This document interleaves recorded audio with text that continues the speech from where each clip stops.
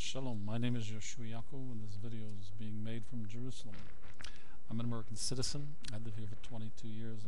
I'm a didactic scientist. This is a commentary and a response to authors at Google in general and Christopher Hitchens' lovely bombast. I want to focus like a laser on one thing.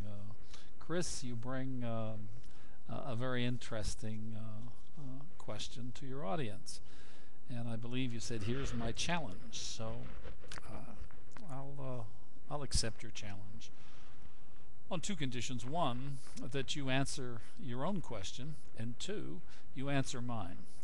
Mine will come later. Are you ready, Chris?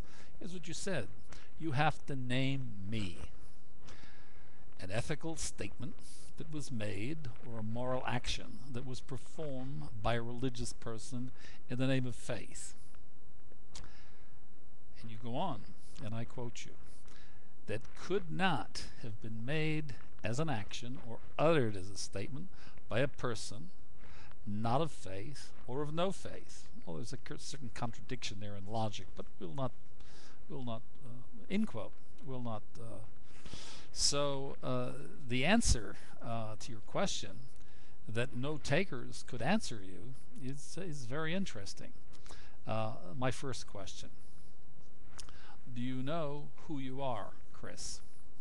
Do you know who is the person, the identity, I'm asking, of the person who's asking the question? More specifically, if I'm going too fast for you, the question that I have: are you an identity resolved person? Do you know the difference between the person, the personality, the persona, the one who has been the only person and personality you know since your birth, and the one that emerges when one's identity is resolved? That's my first question. Do you know the difference? Do you know the real you, and do you know the difference between the imposter that imprisoned you in mind? And I suspect may still. Okay, now back to your question. Very tricky. Try this one on, Chris. Truth is the information that never changes. Now, my second question. You said you have to name me an ethical statement that was made, and this particular ethical statement I made. So there can be no doubt, Chris, that it was made, or a moral action that was performed by a religious person. I'm a religious person. I believe in the God of the cosmos. The God of Israel is the God of the cosmos. In the name of faith. Okay, so I'll make it in the name of faith just to keep you happy, Chris. Now, that could not have been made as an action or uttered as a statement by a person not of faith. That's you, Chris. Or of no faith. That's also you, Chris. Now, here's the statement. Truth is the information that never changes. Now, Chris, you said you're an atheist. Is that statement, truth is the information that never changes, a statement that you could make? Because I uttered it, and I want to see if you can make it. And if you do make it, I can prove, Chris, that it could not have been made by the real Christopher, who you don't know. Oh, Chrissy, you just fell in your own clever little mousetrap. Now, strangely enough, Christopher, you haven't a clue what I'm talking about. Just like you snowballed and conned your audience. Just like you've snowballed and conned everybody in America. Oh, everybody's really enamored and overwhelmed and impressed with Christopher Hitchens. Chris, you're being a bad boy again. Frankly, your brother was a better journalist. You know, I have a question for you, Chris. Are you on the left still? Are you a communist and a socialist? Or have you given that up and you're now an American and a Democrat and believing in democracy and capitalism? That's $1 billion idea. Or are you just generally entertaining yourself, amusing the masses who can't fathom what a brilliant guy you are and really what your message is? Now, Chris, your secular humanism, that little ladder that you climbed ends with the top ladder of atheism. And Chris, you've more than once jumped off that you've left the hanging on to the last rung of that ladder, and you dove into the pool. And Chris, there's no water in that pool. When you deny the end of exile, which you're doing, you're clinging to ground zero of the collapsed local reality. You don't know what I'm talking about. Maybe you should have read a little physics to go with the philosophy and the economics and the journalism and the spin. Now, I have one more thing. You've got all these absolute morons and groupies sending me emails and telling me what Chris means, and you don't get it, and Chris is a genius, and you're so stupid, Yehoshua.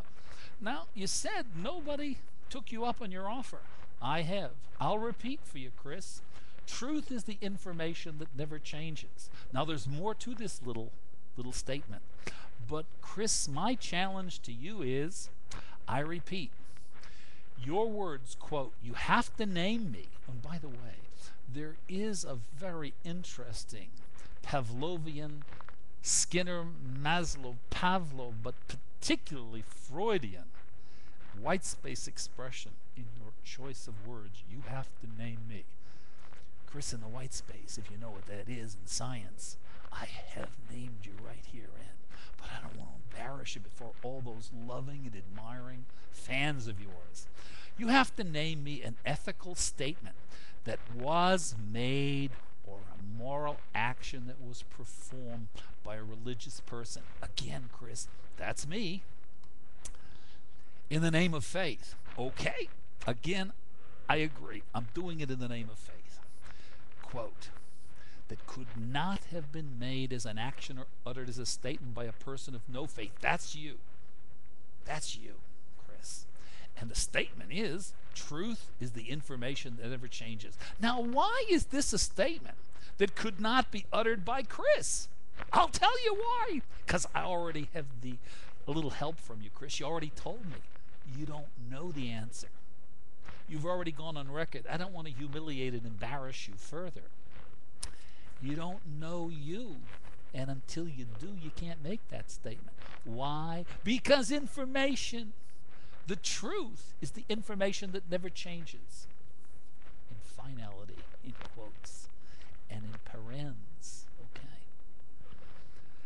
Changing, parenthetically, in finality. See, there's a difference between the truth of intentionality and the truth of finality.